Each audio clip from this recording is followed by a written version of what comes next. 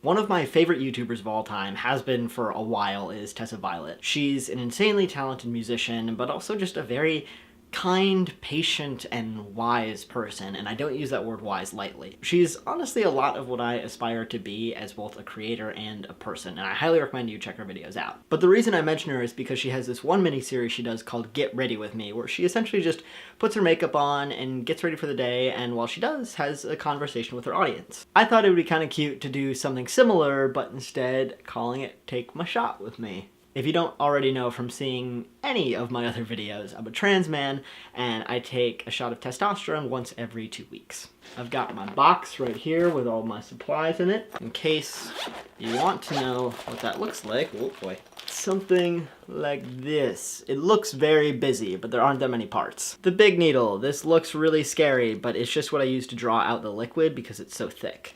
The little needle. You almost can't see it in the case, but that is what I poke into my leg. The actual syringe itself, I fill this up to 0.4 milliliters. The vial of testosterone is very little. There's not a lot in there. This is actually my last one, so I need a new one. And alcohol swabs. These are super frickin' important. I was actually supposed to do my shot yesterday, but I was at Mumble Tech, which is the Midwestern Bisexual Lesbian Gay Transgender Ally College Conference. It's a big name, sounds really complicated, but it's actually just a big queer convention for a bunch of Midwestern college kids. And at this convention, there are workshops, which are super educational, really cool, I love them, and there are also identity forums. The difference between the two is that the workshops are really led by the person who's facilitating it, and they decide what the topic of discussion is, and that's why you go to them.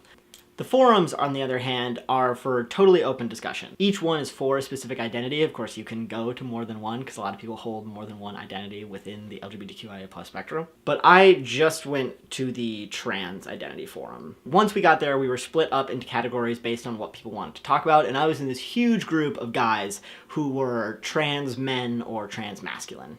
I didn't actually talk at all, which I'm okay with. I felt like, you know, that was more of my place to listen. Because, I mean, I'm really privileged. I transitioned 7 years ago. I had no problem starting on T or having surgery, besides the fact that I was really young.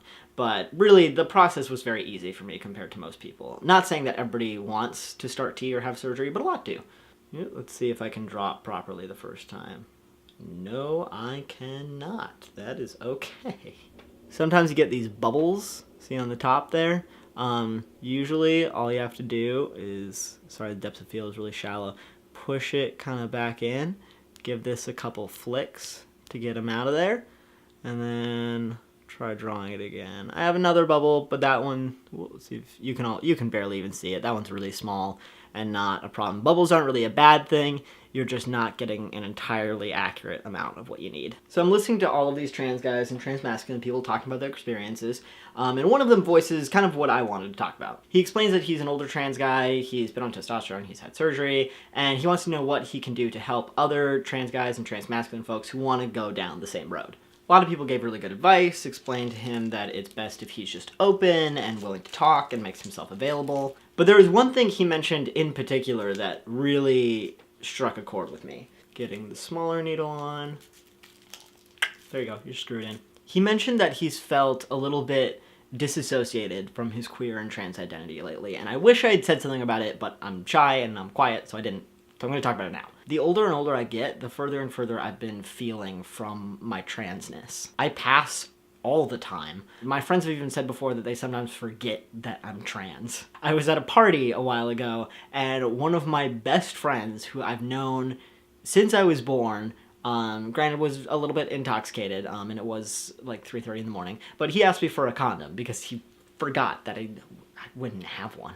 And while sometimes that can feel really flattering and nice, and I understand that I'm talking about privileges, like I am privileged to pass as often as I do, but it also makes me feel like they're not noticing a part of my identity. My queerness is super important to me. I mean, all you have to do is watch any of these videos to understand why. I don't feel as trans as I used to be. I think my plan to explore that is to get more and more involved in the queer community. I'm already very much there, but I think making these videos once a week and making them on queer topics will help. And I also realize that my pansexuality is not something that I talk about a lot, or not something that feels like a huge part of my queer identity. And the fact of the matter is that that is fluid. The parts of ourselves that we identify the most with changes over time. And so I really want to explore my pansexuality and what that means to me and how it means I identify and act in relationships and how I look at other people. Because it's always just kind of been a thing to me. Like, I'm attracted to everybody. It's whatever. But,